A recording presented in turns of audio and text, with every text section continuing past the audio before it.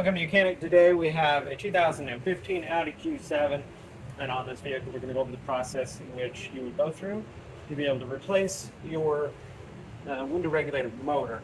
The window regulator is inside here. Metal channel goes up on this side and it is on that side, and we have the motor in here that drives it. It has some cables that wrap around it to make it go up and down. Now, if you need to replace the whole window regulator, you still need to be able to remove the motor itself to do that, but also you can replace the motor and or the regulator as separate units. So this model works fairly easy to be able to replace just the motor if that was all that was needed. If the regulator itself is still good and in working order, but the motor has burnt out and no longer works, this is the way you would do it. So to start with, you would have removed your inner door panel.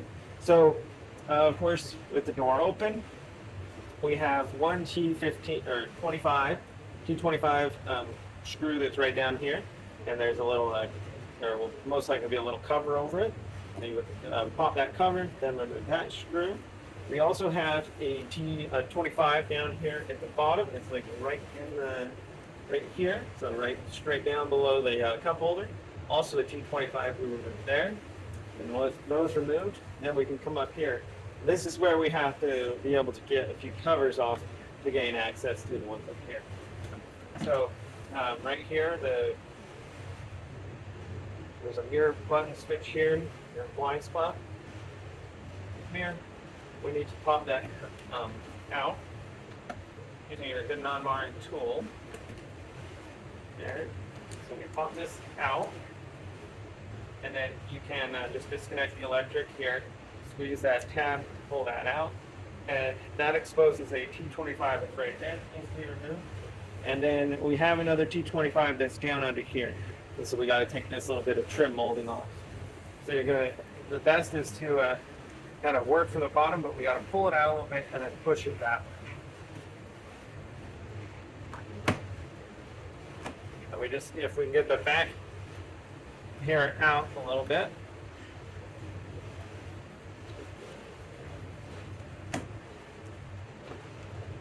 There we go.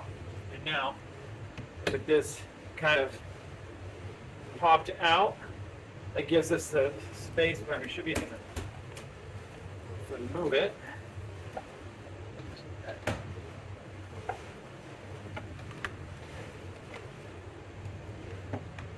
And work our way to pop it out. It's got these clips here is what's holding it in, but we also have these tabs that are driven, so we got to kind of get that clip popped out, and these two, and then be able to push it backwards. And then we can remove that molding. With that undone, then that exposes the T25 that's right here, and you would loosen to remove that. And now you'll be able to pop the door off. So working from the bottom, we need to pull on the door. Maybe to use pry bar of sort to separate the clips from the door itself.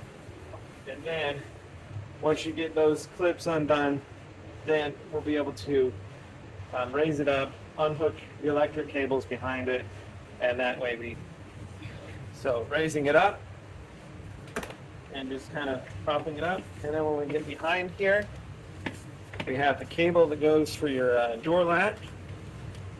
And that is just as simple as popping it out of the clip there, and then being able to unhook that little hook there.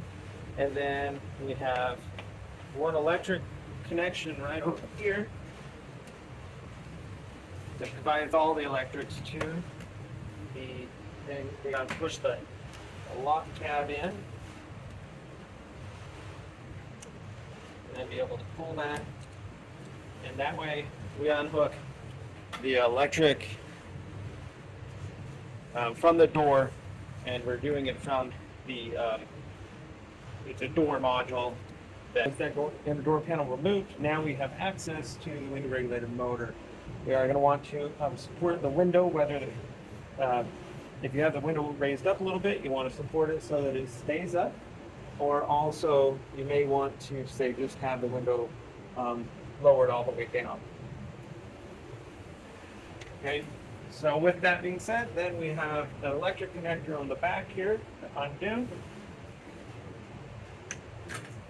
Press that tab and unhook it, and then we have three T25 screws, bolts that hold this into the regulator.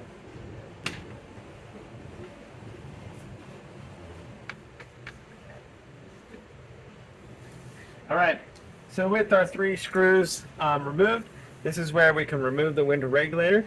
If the window is not all the way down or if it's all the way up, we want to make sure we support that, whether we tape it or another way, so that when we pull this up, the window doesn't just fall on down, because it's got some splines in here that is what drives it.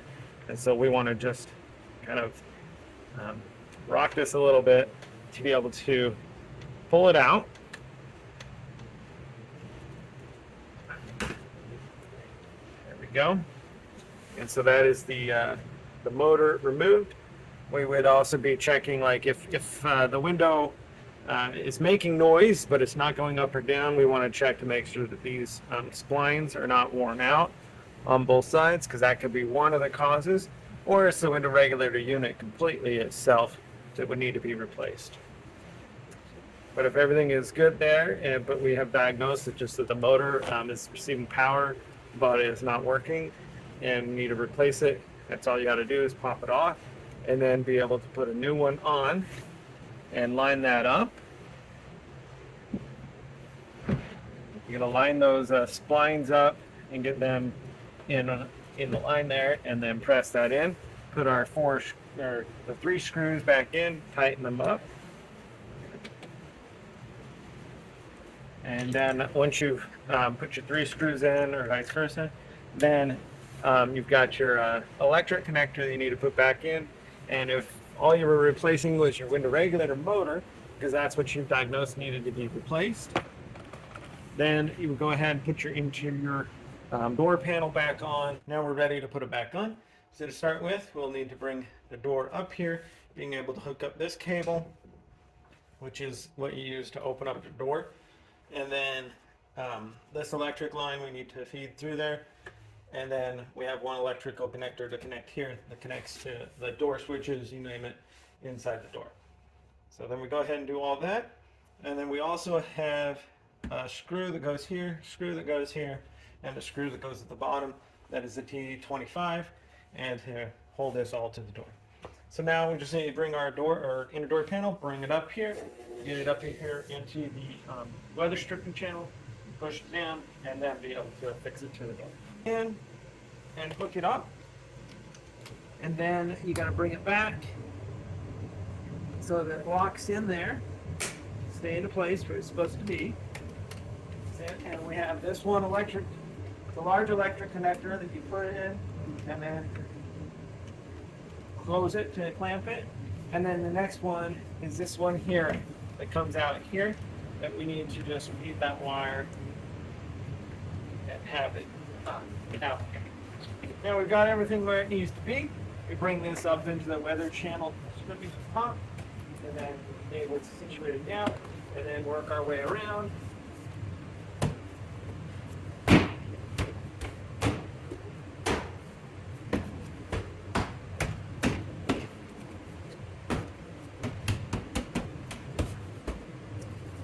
Pushing all the push pins in, and then we've got T25 on the bottom. Tighten that one up. We got a T25 that goes in right down here.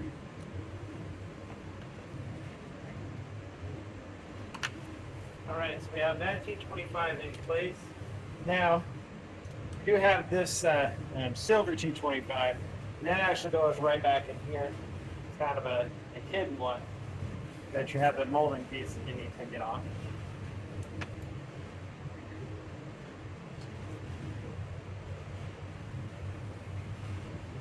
So you can tighten those into place. You got to readjust something a little bit, but tighten these two into place, and then we got this molding piece. See these little channels that go into there. And then once you got it lined up over here, then you just snap it into place. And right here, we have this little switch here. Plug in the electrical connection, and then just snap it in there. And for it to be able to register the high and the low of the window, you just need to run the switch up and down a couple times generally, and then it will talk to the door module, and then it will remember what's the height of the window and the low of the window when it's all the way down. And then that would be the replacement of just your window regulator motor in case you need to replace that at this time. Thanks for watching Mechanic, or you can do the mechanic.